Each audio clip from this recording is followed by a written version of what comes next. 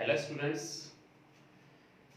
आज के इस वीडियो लेक्चर में हम लोग बात करने वाले हैं इम्पोर्टेंट टॉपिक की। वो टॉपिक हमने पढ़ा है electric field. But electric field में जो हमने पढ़ा है उसमें हम लोग उसका विजुअलाइजेशन नहीं कर पा रहे थे कि इलेक्ट्रिक फील्ड हमें दिखता नहीं है, बट वो है कैसा। उसके लिए आज हम पढ़ने वाले हैं electric field lines. Electric field lines हम लोग पढ़ने वाले हैं। इलेक्ट्रिक फील्ड लाइंस विद्युत बल रेखाएं क्या होती हैं, क्लियर। तो इसके बारे में जो है हम लोग समझने की कोशिश करेंगे आज के इस वीडियो लेक्चर के अंदर। तो उससे पहले कुछ मैंने पॉइंट्स लिखे हैं, इन सभी पॉइंट्स को हम लोगों को पढ़ना है। इन सभी पॉइंट्स के रिगार्डिंग मैं इस तरह कुछ डायग्राम्स बनाऊंगा। उन डायग्राम्स को आपको इन पॉइंट्स के साथ में अपनी कॉपी के अंदर लिखना है, ठीक है।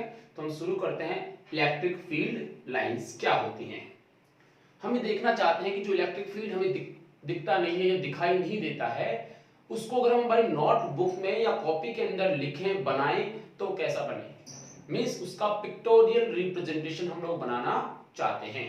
जैसे हम लोगों ने एक प्लस चार्ज क्यू लिया, याद कीजिए, और प्लस चार्ज क्यू से किसी डिस्टेंस पे आपने कहा कि इलेक्ट्रिक फील्ड यहां इस प्लस चार्ज क्यू से आर डिस्टेंस पे इलेक्ट्रिक फील्ड कितना होता है। आंसर होता है के Q by R square, clear. यहां पर कितना होता है, के क्यू बाई आर स्क्वायर, ये हम कहते हैं। बट यहां उसका अगर हम रिप्रेजेंटेशन करें, इलेक्ट्रिक फील्ड का पिक्टोरियल रिप्रेजेंटेशन करें, लाइंस के थ्रू उसको जो है रिप्रेजेंट किया जाता है। ये जो है सबसे पहले जो है इसका पिक्टोरियल रिप्रेजेंटेशन किसने किया, माइकल फैराडे ने। तो मैंने पहली लाइन लिखी है, concept of electric field line is given by Michael Faraday, ठीक है। सेकंड थिंग देखिए, these lines are imaginary lines, क्योंकि अभी मैंने जो चार्ज बनाया उसके पास में हमने कहा कि यहां फील्ड है, बट वो हमें दिखाई नहीं दे रहा। इट मींस वो फील्ड कैसा है, इमेजिनरी। वैसे एक्चुअल में है, बट वो लाइंस जहां पे है कि जिसकी हम बात कर रहे हैं वो कैसी हैं, इमेजिनरी लाइंस है। तो these lines are imaginary lines. अब बना के दिखाता हूं आपको। कुछ रूल्स इन्होंने बताए, ये अपने आप में रूल्स, इनको आपको याद रखना है। प्लस चार्ज, इस प्लस चार्ज से इलेक्ट्रिक फील्ड लाइंस कुछ इस टाइप से ड्रॉ की जाती हैं। ये कुछ इस टाइप से क्या की जाती हैं, ड्रॉ की जाती है प्लस चार्ज से। ये राइट है। तो इलेक्ट्रिक फील्ड लाइंस हम लोग समझते हैं E इक्वल्स टू के क्यू बाई आर स्क्वायर। ये हम लोग क्या बता रहे थे, फॉर्मूला बता रहे थे। इसमें R को अगर हम लोग R को हम इंक्रीज करते तो E क्या होता है, डिक्रीज। मतलब इसका जो मैग्नीट्यूड है वो किस पर डिपेंड करता है, R पर डिपेंड करता है। तो हम इसका विजुअलाइज करना चाहते हैं कि मैग्नीट्यूड को हम लोग डायग्राम में कैसे शो करें। मैग्नीट्यूड को हम डायग्राम में कैसे शो करें, उसके लिए जो हम लोग क्या बनाया, फील्ड लाइंस बनाई। जैसे देखिए, ये प्लस क्यू के कारण लिखा मैंने, ये जो मैंने लिखा है ना, these lines are originate either from plus यानी पॉजिटिव चार्ज और इंफिनिटी। पॉजिटिव चार्ज से शुरू होती हैं या फिर कहां से शुरू होती हैं, इंफिनिटी से शुरू होती हैं। जैसे पॉजिटिव चार्ज से शुरू हुई और ये गई आउटवर्ड, वो भी कैसे, रेडियली आउटवर्ड, रेडियली आउटवर्ड। और आप देखिए ये पॉइंट चार्ज है, तो इस पॉइंट चार्ज के इधर भी होंगी, इधर भी होंगी, इधर भी होंगी, अंदर की तरफ, उस तरफ, पीछे भी होंगी। इसका मतलब इस पॉइंट चार्ज या स्फेरिकल सिमेट्रिकल हो गया। ये रेडियली जो आउटवर्ड है वो कैसा है, स्फेरिकली सिमेट्रिक। स्फेरिकली क्या हो गई, ये लाइंस क्या हो गई, these lines are spherically symmetric lines, ठीक है। और ये एक पॉजिटिव आइसोलेटेड पॉइंट चार्ज है। तो ये जो लाइंस आपको दिख रही हैं ये किसको रिप्रेजेंट करती हैं, तो आंसर है इलेक्ट्रिक फील्ड लाइंस को। और ये पूरा एरिया क्या है, इलेक्ट्रिक फील्ड। अब इलेक्ट्रिक फील्ड कहां पे ज्यादा है, कहां पे इलेक्ट्रिक फील्ड कम है, उनका हम डिस्कशन करेंगे, ठीक है। तो सेकंड थिंग देखते हैं, अगर ये चार्ज कैसा होता, नेगेटिव, नेगेटिव चार्ज होता, तो उस वाले केस में इलेक्ट्रिक फील्ड लाइंस कुछ इस टाइप से शो की जाती हैं, इस टाइप से शो की जाती हैं। यहां पर भी आप देख रहे होंगे कि फील्ड लाइंस कहां से आ रही हैं, तो आंसर है इंफिनिटी से। और कहां तक, माइनस में क्या कर रही है, एंट्री, तो आप इसको क्या बोलोगे, रेडियली इनवर्ड। क्या बोलोगे इसको, रेडियली इनवर्ड। और ये भी कैसी हैं, स्फेरिकली सिमेट्रिक। ये भी कैसी हैं, स्फेरिकली सिमेट्रिक फील्ड लाइंस हो गई। तो आपको क्या याद रखना है, प्लस चार्ज से फील्ड लाइंस रेडियली आउटवर्ड होती हैं, माइनस चार्ज से फील्ड लाइंस रेडियली इनवर्ड होती हैं। ठीक है, ये फील्ड लाइंस कहां से आई हैं, या तो इंफिनिटी से आई हैं, या ये तो आई कहां से, इंफिनिटी से। और इसमें ये इंफिनिटी पे जाएंगी और ये इंफिनिटी से आती हैं, और यहाँ पे इस प्रकार से इसका रिप्रेजेंटेशन किया जाता है। इसलिए यहां लिखा हमने कि these lines are originate either from positive charge or infinity and terminate as negative charge और infinity यहां आके टर्मिनेट हो जाती, रुक जाती। ठीक है भाई, अब आपको कॉपी में कैसे करना है, ये लिखना है, ये लिखना है। ठीक है, फिर नंबर 3 के साथ में ये दोनों डायग्राम बनाने हैं, नंबर 3 के साथ में ये दोनों डायग्राम बनाने हैं आपको। क्लियर, उसके बाद देखिए, these lines may be straight or curved, these lines may be straight or curved। मैं थोड़ा सा इसके बारे में बताता हूं आपको। अगर आप चाहें तो इसको बनाने का एक तरीका समझ सकते हैं कि मान लो मैंने एक टेस्ट चार्ज यहां रखा, यहां टेस्ट चार्ज पॉजिटिव था Q0, इस चार्ज पे ये वाला चार्ज एक इलेक्ट्रोस्टैटिक फोर्स लगाएगा और वो इलेक्ट्रोस्टैटिक इन दोनों को मिलाने वाली स्ट्रेट लाइन के अलोंग होगा। क्लियर, तो ये चार्ज क्या करेगा, उसी लाइन के अलोंग क्या करेगा, मूव करेगा। ठीक है, ऐसे ही ये चार्ज अगर यहां कहीं होगा तो ये अंदर की तरफ आएगा। ठीक है, तो इस वाले केस में इसकी जो ट्रेजेक्टरी होगी, इस वाले केस में ध्यान रखना, जिसमें ये जो फील्ड लाइंस है वो कैसी हैं, स्ट्रेट लाइंस हैं। कैसी हैं, स्ट्रेट लाइंस हैं। तो इस वाले केस में जो आपका पॉइंट चार्ज है उसकी जो ट्रेजेक्टरी है वो ही क्या है, फील्ड लाइन है। फिर से सुनिए, अगर हमारे पास एक चार्ज था, उस पे ये फोर्स लगाएगा इस तरफ, तो इसकी जो ट्रेजेक्टरी होगी वही इसकी क्या होगी, फील्ड लाइन होगी। बट फिर से कह रहा हूं, वो तभी पॉसिबल है जब फील्ड लाइंस कैसी होती हैं, स्ट्रेट। ठीक है, तो इसमें तो क्या बनता है, स्ट्रेट बनता है। लेकिन फील्ड लाइंस और कैसी हो सकती हैं, कर्व भी हो सकती हैं। ये फील्ड लाइन जो आपने स्ट्रेट बनाई हैं वो ऐसे भी हो सकती हैं, वो ऐसे भी हो सकती हैं। ठीक है ना, वो भी आने वाला है, अभी जस्ट मैं बताता हूं कि इस चीज को क्लियर करते रहो। अभी तक आपने दो बातें पढ़ी हैं, साथ में आपने पढ़ा स्ट्रेट लाइन जो है वो कर्व हो सकती है, ओ सॉरी फील्ड लाइन जो है स्ट्रेट हो सकती है और कर्व हो सकती है।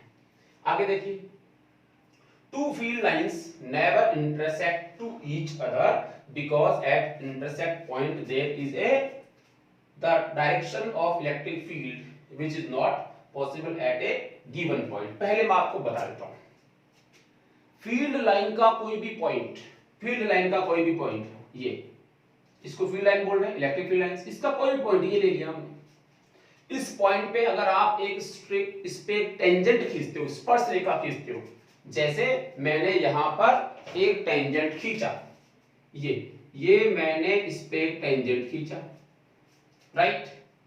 तो इस पॉइंट पे इलेक्ट्रिक फील्ड की डायरेक्शन, इस पर्टिकुलर पॉइंट पे इलेक्ट्रिक फील्ड की डायरेक्शन वही होती है जो किसकी होती है, टेंजेंट की। इट मींस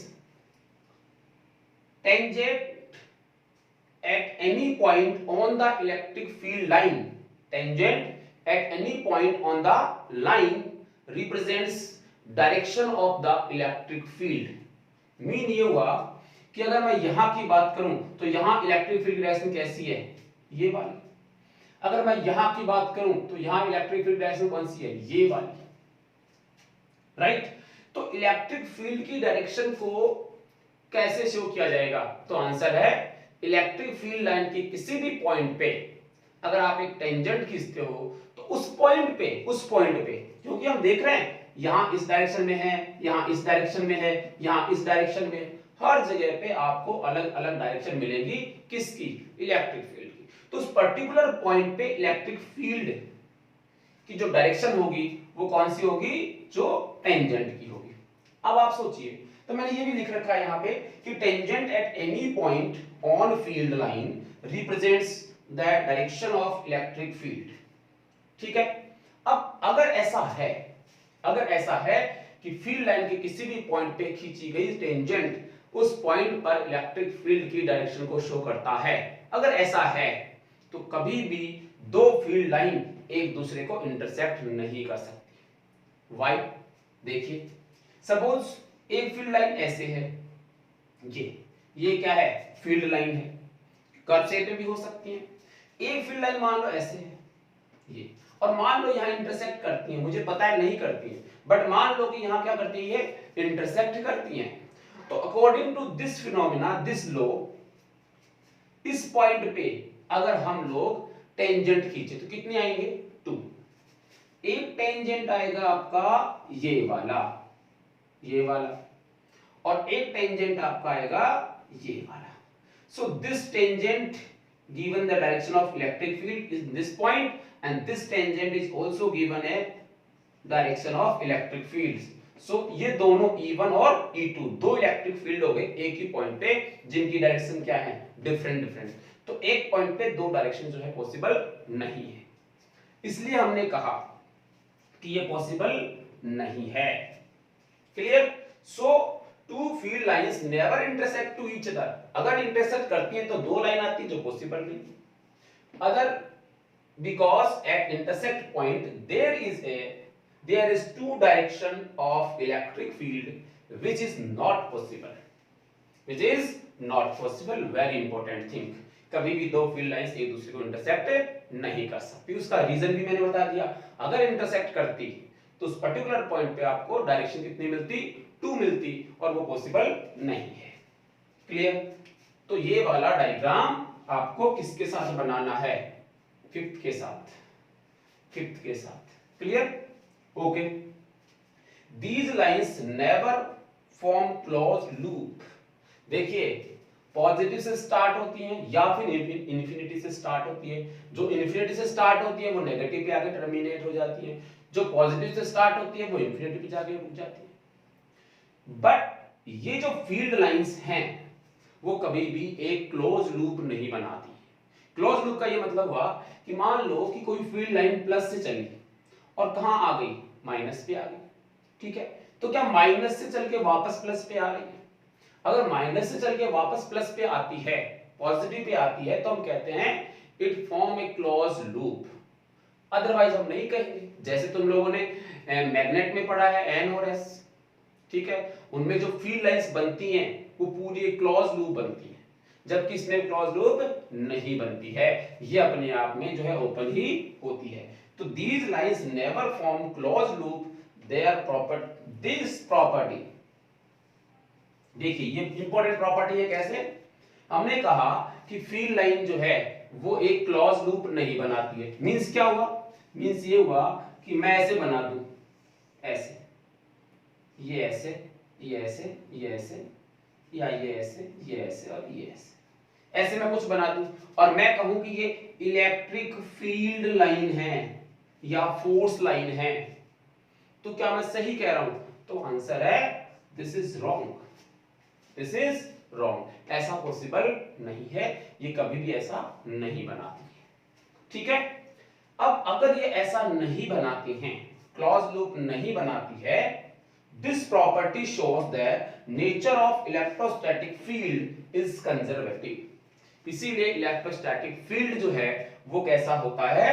कंजर्वेटिव होता है।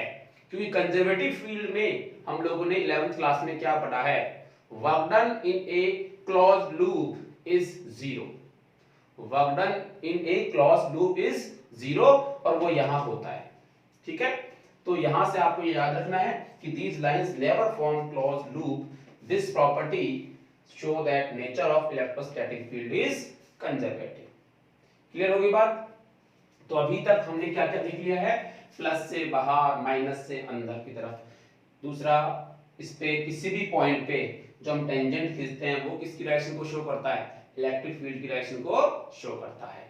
एक पॉइंट, ये दो फील्ड लाइंस कभी भी एक दूसरे को इंटरसेक्ट नहीं कर सकती हैं, क्योंकि किसी पर्टिकुलर पॉइंट के ऊपर इलेक्ट्रिक फील्ड की दो डायरेक्शंस होंगी जो पॉसिबल नहीं है। तो एक हमने क्या देखा कि इलेक्ट्रिक फील्ड लाइंस जो हैं वो कभी भी क्लोज लूप नहीं बनाती हैं। तो इसके कुछ लॉज हैं, अभी मैंने 7 लिखे, मैं और लिख लेता हूं, इन सब को आप जो है लिख ले कॉपी के अंदर, और इनके साथ में इनके डायग्राम्स आप बना ले, पॉज करके लिख ले।